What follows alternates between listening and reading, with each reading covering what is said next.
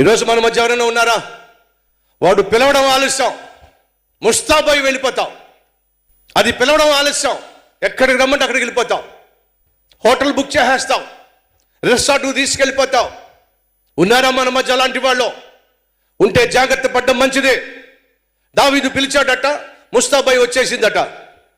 ఎంతవరకు ఇది కరెక్ట్? ఉన్నారా ఈరోజు? నీ ఇంటికి నీ భార్య లేని సమయంలో ఎందుకు అది వస్తుంది? నీ ఇంటికి నీ భర్త లేని సమయంలో వాడెందుకు వస్తున్నాడు? భర్తగా భార్యగా నీకంటూ కుటుంబం ఉన్నప్పుడు పరపురుషుడు నీ ఇంటికి ఎందుకు వస్తున్నాడు? పర స్త్రీ నీ రూమ్కి ఎందుకు వస్తుంది? పర స్త్రీ నీ ఇంటికి ఎందుకు వస్తుంది? ఒక్కసారి ఆలోచించు. ఎంతమంది ధైర్యంగా చెప్పగలరు, నా జీవితంలో ఎప్పుడూ కూడా నా భార్య తప్పించి నా గదిలో మరొక స్త్రీ లేదు, నా భార్యతో తప్ప మరొక స్త్రీతో నేను తప్పు చేయలేదు, నా భర్తతో తప్ప మరొక పురుషునితో తప్పు చేయలే. ఎప్పుడు కూడా నా భర్తతో తప్ప నా భార్యతో తప్ప ఏకాంతంగా ఏ ఒక్క పరస్త్రీతో కానీ పరపురుషునితో కానీ గడపలా. నా ఇంటికి పరస్త్రీని రానివ్వలా, పరపురుషుని రానివ్వలా. మనలో ఎంతమంది చెప్పగలరు? దావీదుకి అవసరమా పరాయి స్త్రీని తన ఇంటికి పిలిపించుకోవడం? ఈరోజు ప్రశ్నిస్తున్నాడు దేవుడు నిన్ను, నీకు అవసరమా? మీ ఆవిడి పుట్టింటికి వెళ్ళినప్పుడు నీ ఇంటికి నీ రూముకి ఎవరెవరు వస్తున్నారు? నీ భర్త ఉద్యోగానికి అని చెప్పి వెళ్ళినప్పుడు, క్యాంపుకి అని చెప్పి వెళ్ళినప్పుడు నువ్వు ఎవరింటికి వెళ్తున్నావు? ఎవరి గదికి వెళ్తున్నావు? ఎవరు నీ ఇంటికి వస్తున్నారు? ఒక్కసారి ఆలోచించు. భర్త ఉద్యోగానికి వెళ్ళాడు, వెంటనే పిలిచేసింది ఎవరిని? ప్రియుడట. పెళ్ళైన తర్వాత భర్తే ప్రియుడు, పెళ్ళైన తర్వాత భార్య ప్రియురాలు. కానీ భర్త ఉన్నప్పటికీ మరొక ప్రియుడు, భార్య ఉన్నప్పటికీ మరొక ప్రియురాలు. ఈ వ్యవస్థ దేవునికి విరుద్ధం. నీకు నష్టాన్ని, కష్టాన్ని, అవమానాన్ని, నాశనాన్ని తీసుకొస్తుంది. భర్త వెళ్ళిపోయాడు, ప్రియుడు వచ్చేసాడు.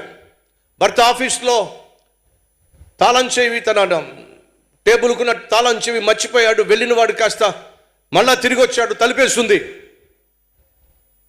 తలుపు కొడుతున్నాడు, తలుపు తీర్చల్లా. ఫోన్ చేశాడు, నేనే తిరిగి వచ్చా, తలుపు తీ. ఏం చేయాలో అర్థం కాల. ఎందుకని? పరాయి పురుషుడు ఆ ఇంట్లో అడుగు పెట్టాడు. వెంటనే వాడిని దాచేసింది, బెడ్రూమ్లో దాచిపెట్టేసింది. మొగుడు ఇంట్లోకి వచ్చి తిన్నగా బెడ్రూమ్లోకి వెళ్ళబోతున్నాడు. ఏం చేయాలో తెలియక బెడ్రూమ్లో దాక్కున్నవాడు కాస్త 4వ అంతస్తులో నుంచి పక్కన డ్రైనేజ్ పైప్ ఉంటుంది కదా, ఆ పైపు పట్టుకొని 4th ఫ్లోర్ నుంచి దిగాలని ప్రయత్నం చేసి పైనుంచి కింద పడ్డాడు. నడుము ఇరిగిపోయింది. బతికున్నంతకాలం మంచం మీద పడ్డాడు. బ్రతుకున్నంతకాలం నడవలేక, కదలలేక, మెదలలేక మంచం మీదే బ్రతకాల్సిన స్థితి ఏది తీసుకొచ్చింది? అక్రమ సంబంధం. వింటున్నారా? భర్త లేనప్పుడు, భార్య లేనప్పుడు పరాయి పురుషుడు కానీ పరాయి స్త్రీ కానీ, తమ్ముళ్ళు చెల్లెళ్ళో నీ గదిలోనికి పరాయి అబ్బాయి కానీ పరాయి అమ్మాయి కానీ రావడానికి వీల్లేదు. ఒకవేళ అటువంటి జీవితం నువ్వు జీవిస్తున్నట్లయితే వినో, నడుము ఇరిగిపోతుంది, కాళ్ళు చేతులు విరుగుతాయి, దేవుడు ఖచ్చితంగా శిక్షిస్తాడో. ఈ విషయాన్ని మర్చిపోకండి. 2 పిలిపించాడు, 2 పాపం చేశాడు. ఎవరితో పాపం చేస్తున్నాడు? పరాయి స్త్రీతో, మరొకని భార్యతో.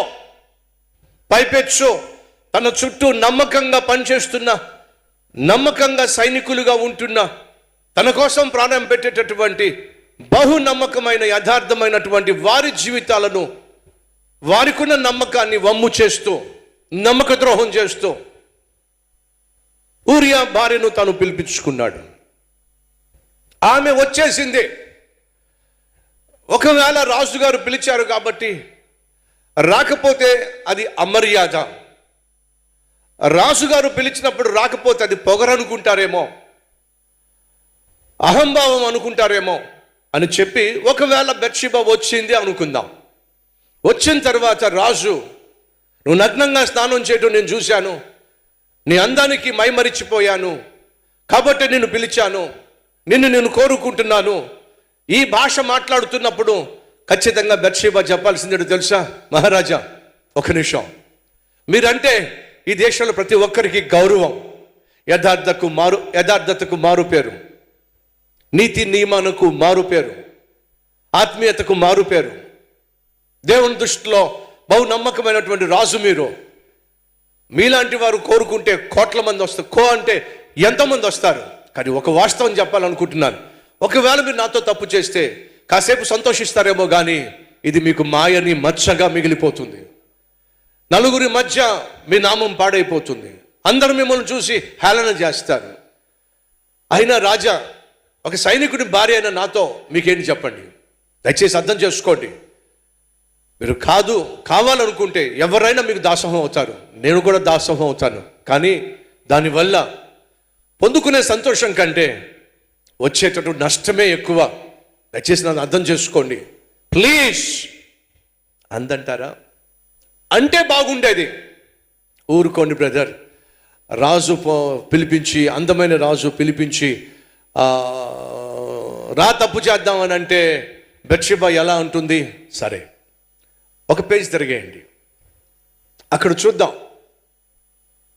ఒక అందమైన అమ్మాయి ఒక అబ్బాయి ఇంటికి తీసుకెళ్ళబడింది. చూద్దాం రండి. మొదటి వచనము 13వ అధ్యాయము. తరువాత దావీదు కుమారుడు అబ్షాలోమునకు తామారు అను ఒక ఏమిటట సుందరి, అందమైన సౌందర్యము కలిగిన ఒక కూతురు దావీదుకుంది. అబ్షాలోముకు చెల్లి. ఇక్కడ ఈమె కూడా అందమైందే. ఈ అందమైనటువంటి అమ్మాయిని ఒక పాపిష్టోడు ఇష్టపడ్డాడు. ఆ పాపిష్టోడు ఎవరు ఏమిటి తర్వాత చూద్దాం. ఇష్టపడినప్పటికీ తన ఇష్టాన్ని చెప్పుకోలేక, తన ప్రేమను పంచుకోలేక బిక్క చచ్చిపోతున్నప్పుడు, బక్క చిక్కిపోతున్నప్పుడు ఒక పనికి మాలిన స్నేహితుడు వచ్చి, ఏమిటి చిక్కిపోతున్నావు, ఏమైంది అని అడిగితే, ఇదిగో తామారుని నేను ఇష్టపడుతున్నా, అందమైన తామారుని నేను ఇష్టపడుతున్నా, ప్రాణంగా ప్రేమిస్తున్నా, ఆమె నాకు దొరకకుండా పోతుంది. ఈ పనికి మాలిన స్నేహితుడు ఒక పనికి మాలిన సలహా ఇచ్చాడు. మీ బంధువే గనుక, మీ ఇంటిదే గనుక ఒకరోజు మీ రూమ్కి పిలిపించు, నువ్వు పిలిస్తే వస్తుంది అని అంటే అలాగే పిలిపించాడు. పాపం తామారు అతని దగ్గరికి వచ్చింది, అతని గదికి వచ్చింది. ఎందుకు వచ్చిందయ్యా అంటే, పిలిచినవాడు పరాయివాడు కాదు, పిలిచినవాడు సొంతోడే, అన్నయ్య. ఎవడు ప్రేమించాడంట చెల్లిని? అన్నయ్య ప్రేమించాడట. ఏ కాలం చెప్పండి? పోయే కాలం. రోజు ఓ తల్లి, ఒక చెల్లి నా దగ్గరికి వచ్చింది, అన్నయ్య ఇష్టపడిన అబ్బాయిని పెళ్లి చేసుకోవడం తప్ప అన్నయ్య? ఇలాంటి కేసులు నా దగ్గరికి వస్తాయి. నేనేం మాట్లాడలా. అది కాదన్నయ్య, ఒక అబ్బాయిని ఇష్టపడ్డాను అన్నయ్య, ఆత్మీయుడు అన్నయ్య, మంచోడు అన్నయ్య, చదువుకున్నోడు అన్నయ్య, ఉద్యోగం చేస్తున్నాడు అన్నయ్య, ఆత్మీయుడై ఉండి, మంచోడై ఉండి, చదువుకున్నవాడై ఉండి, ఉద్యోగం చేస్తున్నవాడై ఉండి, అలాంటి వాడిని ప్రేమిస్తే తప్పంటారు అన్నయ్య, అలాంటి వాడిని పెళ్లి చేసుకోవాలని ఆశపడితే తప్పంటారు అన్నయ్య, మా ఇంట్లో ఒప్పుకోవట్లేదు అన్నయ్య, కుదరదని చెప్పేస్తున్నారు అన్నయ్య, నాకు గుండె పగల కొట్టేస్తున్నారు, చచ్చిపోవాలనిపిస్తుంది అన్నయ్య. బో బో బో బో అంతా విన్న తర్వాత మా ప్రార్థన చేస్తా, అది దేవుని చిత్తమైతే వివాహం జరుగుతుంది, దేవుని చిత్తం కాకపోతే వివాహం జరగదు. ప్రార్థన చేశా, నా కూతురు జీవితం ప్రమాదంలో ఉందయ్యా అని తను చెప్పుకుంటా, తన స్టోరీ తను చెప్పుకుంటా వచ్చింది. ఏంటమ్మా సమస్య? ఏం లేదయ్యా, నా కూతురు ఒక అబ్బాయిని ప్రేమించింది, ఆ అబ్బాయిని పెళ్లి చేసుకుంటానంటుంది, లేకపోతే చచ్చిపోతానంటుంది, ఇంట్లోంచి వెళ్ళిపోతానంటుంది. ఒకగానొక కూతురయ్యా, ఇంట్లోంచి వెళ్ళిపోతే మేము బతకలేమయ్యా, చచ్చిపోతే మేము బతకలేమయ్యా, తన మనస్సు మార్చుకోలాగా ప్రార్థన చేయ్యా. అమ్మా, ఆ అబ్బాయి ఆత్మీయుడయ్యా, మీ కూతుర్ని పోషించగలడయ్యా, ఉద్యోగం కూడా ఉందయ్యా, ప్రార్థన చేయండి అమ్మా, ఒకవేళ అది దేవుని చిత్తం అయితే పెళ్లి చేయండి. చేయలేమయ్యా. ఎందుకు పెళ్లి చేయలేరు? ఆ పాపిష్టిది అన్నయ్యనే ప్రేమించిందయ్యా, అన్నయ్యని పెళ్లి చేసుకుంటానంటుందయ్యా, ఎలా చేయమంటావయ్యా? అదేంటి తల్లి, అన్నయ్యని ప్రేమించటం ఏమిటి? అవునయ్యా, అది మా అక్క కొడుకయ్యా, అంటే పెద్దమ్మ కొడుకుని ప్రేమించిందయ్యా, వాడినే పెళ్లి చేసుకుంటానంటుందయ్యా. ఎవరు ఒప్పుకుంటారయ్యా? ఎలా ఒప్పుకుంటారయ్యా? ఇది సంస్కారం కాదు, సంప్రదాయం కాదు కదయ్యా. ఇది వాయా వరస తప్పినటువంటి పశుప్రాయం కదయ్యా. ఏం మాట్లాడాలో అర్థం కాల. అయ్యా అమ్మ ఎవరో కాదయ్యా, ఇందాక నీ దగ్గరకు వచ్చి మీ దగ్గరకు వచ్చి మా ఇంట్లో వాళ్ళు ఒప్పుకోవట్లేదు, మా ఇంట్లో వాళ్ళు ఒప్పుకోవట్లేదు అని చెప్పిందా మీకు? అది చెప్పింది. అది మీ కూతురా? అది మా కూతురే. ఓరి పనికి మాలింది. నా దగ్గరకు వచ్చి ఏడుపు ముఖం పెట్టేసి, అన్నయ్య వాడు మంచోడు అన్నయ్య, ఆత్మీయుడు అన్నయ్య, చక్కగా చదువుకున్నాడు అన్నయ్య. అసలు విషయం చెప్పిందా నాకు? అసలు విషయం చెప్పిందా? అసలు విషయం చెప్పలా. అసలు విషయం చెప్పకుండా వానే చేసుకుంటా. కొంతమంది ఒక అడుగు ముందుకేసి దేవుడే నాకు చూపిస్తున్నాడు. ఎవరిని చూపిస్తున్నాడట? దేవుడే నాకు చూపిస్తున్నాడు. ఒకరోజు ఒక సహోదరి వచ్చింది. వయసు ఎంతో తెలుసా మీకు? 35 సంవత్సరాల నుంచి 40 సంవత్సరాల మధ్యలో ఉంది. పెళ్లి కాల. నా దగ్గరికి వచ్చి, అన్నయ్య ఒక విషయం మిమ్మల్ని అడగాలనుకుంటున్నాను. ఏమిటి? వయసులో అమ్మాయి పెద్దదైతే అబ్బాయిని పెళ్లి చేసుకోకూడదా అంది. అమ్మ, దేవుడు మొదట ఆదామును సృష్టించాడు, ఆ తర్వాత అవ్వను సృష్టించాడు. అబ్రహాము పెద్దవాడు, శారా చిన్నది. సాధారణంగా ఈ వ్యవస్థ అప్పటి నుంచి వస్తుంది కాబట్టి సహజంగా పెళ్లి కొడుకు పెద్దోడై ఉంటాడు, పెళ్లి కూతురు చిన్నదై ఉంటుంది. అది కాదన్నయ్య, ఒకవేళ వయసు పెద్దదైనటువంటి అమ్మాయి వయసులో చిన్నోడైనటువంటి అబ్బాయిని ప్రేమించి పెళ్లి చేసుకోవాలి అనుకుంటే తప్పంటారా? అన్నయ్య మీకు అర్థం కావట్లా. ప్రభువే నాకు చెప్తున్నాడు అన్నయ్య. ఏమిటట? తనకంటే వయసులో చిన్నవాడిని పెళ్లి చేసుకోమని ప్రభువు చెప్తున్నాడట. దేవుడే బయలుపరిచాడు అన్నయ్య అని అంటే నేను ఏమీ మాట్లాడకుండా కామైపోయా. పిచ్చి పట్టేసింది దీనికి, బాగా ముదిరిపోయింది అని చెప్పి నేను కామైపోయా. అన్నయ్య మీరు మాట్లాడరు ఏమిటి అన్నయ్య? నేను మాట్లాడకుండా కామగా ఉండిపోయా. అప్పుడు ఆమె అంటది, మీరు ఏమనుకోకపోతే, మీ కోపం రాకపోతే ఒక విషయం చెప్తానంది. చెప్పు తల్లి అన్న. నా వయసు చెప్పాక 35 సంవత్సరాలు 40 సంవత్సరాలు. ప్రభువు బయలుపరిచాడట. ఏమిటి?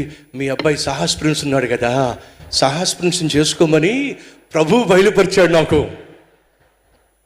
మీరు ఎలా నవ్వారో నేను కూడా అలాగే నవ్వా. నేను అనుకున్నాను మీకు కోపం వస్తుందని, నేను అనుకున్నాను కొడతారని, మీరు నవ్వుతున్నారేమిటి అని అంటే, తల్లి నువ్వు క్యూలో ఉన్నావు అని చెప్పా. దేంట్లో ఉంది? క్యూలో ఉన్నావు నువ్వు. అదేమిటి? నీలాంటి వాళ్ళు వచ్చి నా దగ్గరకు వచ్చి ఎంతమంది చెప్తారో, అయ్యా దేవుడు మీకు ఏమైనా బయలుపరిచాడా? ఏం బయలుపరిచాడండి? మా అమ్మాయి సంగతి మీకు ఏమైనా బయలుపరిచాడా? ఏమీ బయలుపరచలేదండి. మాకు చాలా కాలం క్రితమే బయలుపరిచాడు. ఏమిటట? మీ అబ్బాయి అట మా అమ్మాయినే పెళ్లి చేసుకుంటాడట. ప్రభువు బయలుపరిచాడు. ఒక ఆయన ఉత్తరం రాసేశాడు, అయ్యా మీ పెద్ద కుమారుడు సాహస్ ప్రిన్స్ గురించి మీరు అమ్మాయిని వెతక్కండి, ఆ అమ్మాయి మా ఇంట్లోనే పుట్టింది.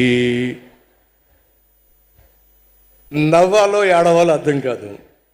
వీళ్ళు ఇలా ఉత్తరాలు రాస్తూ నా దగ్గరకు వచ్చి ప్రభువు బయలుపరిచాడంటే, మొన్న ఒక ఆవిడ వచ్చేది అంటే, అమ్మ ఎంతమందికి బయలుపరిచాడమ్మా? వచ్చిన ప్రతి ఒక్కళ్ళు ప్రభువే బయలుపరిచాడు, ప్రభువే బయలుపరిచాడు, ప్రభువే చెప్పాడు. దయచేసి గమనించి, ఇవన్నీ డ్రామాలో. ఏంటివి? డ్రామాలు. ఆ చెల్లొచ్చి డ్రామా. ప్రభువు బయలుపరిచాడన్నా, దేవుని చిత్తమన్నా అన్నయ్యను పెళ్లి చేసుకోవడం దేవుని చిత్తమా? ఒక్కసారి ఆలోచించండి. ఇవన్నీ డ్రామాలు. ఆ డ్రామాలు మనకు తెలియక మనం సాధారణంగా ఏం చేస్తాం? పాపం పిచ్చిది ఎవరినో ప్రేమించిందంట, వాడు మంచోడు అంటే, ఇంట్లో ఒప్పుకోవట్లేదంట. ఆ తల్లి వచ్చి అసలు బండారం మొత్తం బయట పెట్టేసింది. అర్థమవుతుందా?